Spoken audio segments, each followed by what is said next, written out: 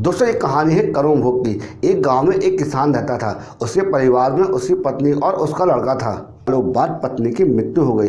उस समय लड़के की आयु 10 साल की थी। किसान ने दूसरी शादी कर ली। उस दूसरी पत्नी से भी किसान को एक पुत्र प्राप्त हुआ। किसान की दूसरी पत्नी की भी कुछ समय बाद मृत्यु हो गई। किसान का बड़ा बेटा जो पहली पत्नी से प्राप्त हुआ था, जब शादी योग हुआ तब किसान ने बड़े बेटे की शादी कर दी। फिर किसान की कुछ समय बाद मृत्यु हो गई। किसान का छोटा बेटा जो दूसरी पत्नी से प्राप्त हुआ था और पहली पत्नी से प्राप्त हुआ बड़ा बेटा दोनों एक साथ साथ रहते थे। कुछ समय बाद किसान के छोटे लड़के की तबीयत खराब रहने लगी। बड़े भाई ने कुछ आसपास के वैद्यों से इलाज करवाया पर कोई राहत न मिली। छोटे भाई की दिन ब दिन तबीयत बिगड़ती जा रही थी और बहुत ज़्यादा खर्च भी हो रहा था। एक दिन बड़े भाई ने अपनी पत्नी से सलाह ली, यदि ये छोटा भाई मर जाए तो हमें इलाज के लिए पैसा खर्च न करना पड़े और जायदाद में हिस्सा भी नहीं देना पड़ेगा।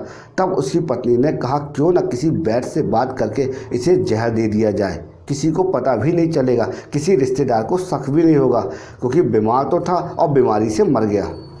बड़े भाई ने एक वैद्य से बात करी और कहा कि अपनी फीस बताओ, मेरे छोटे भाई को दवा की जगह जहर देना है। वैद्य ने बात मान ली और लड़के को जहर दे दिया।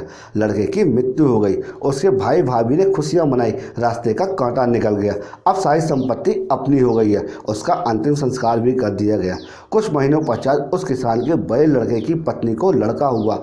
उन पति पत्नी ने खूब खुशियां मनाई, बड़े लाड प्यार से अपने लड़के की परवरिश की। कुछ ही वर्षों बाद लड़का जवान हो गया।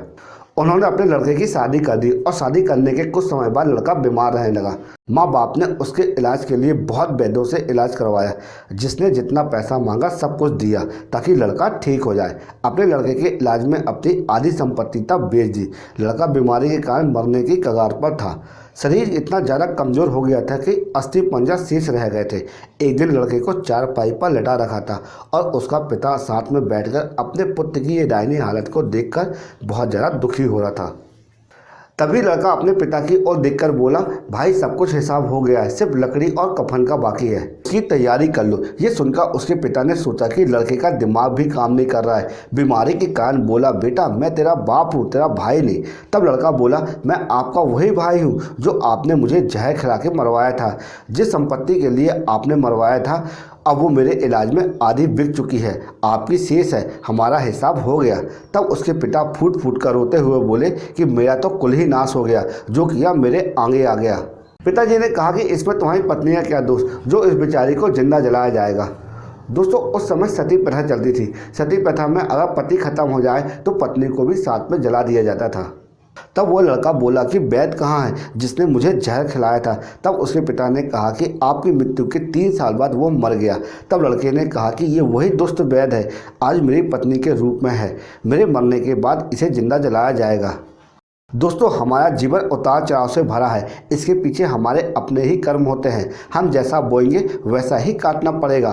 कर्म करो तो फल मिलता है, आज नहीं तो कल मिलता है। जितना गहरा अधिक होगा कुआं उतना मीठा जल मिलता है। जीवन के हर कठिन प्रश्न का जीवन से ही हल मिलता है। दोस्तों इस कहानी से हमें ये शिक्षा मिलती है कि हमें किसी भी व्यक्ति के साथ कोई गलत काम नहीं करना चाहिए। हमारे कर्म ही हमारे सुख दुख निर्धारित करते हैं। अगर ये वीडियो आपको यूज़फुल लगा हो और लगा कुछ सीखने को मिला हो तो इसी वक्त हमारे यूट्यूब चैनल को लाइक कर देना। अगर चैनल में आप पहली बार आए हो तो चैनल को सब्सक्राइब कर देना, क्योंकि इसी तरह यूज़फुल कंटेंट हम प्रतिदिन आपके लिए लाते रहते हैं। जय श्री राम।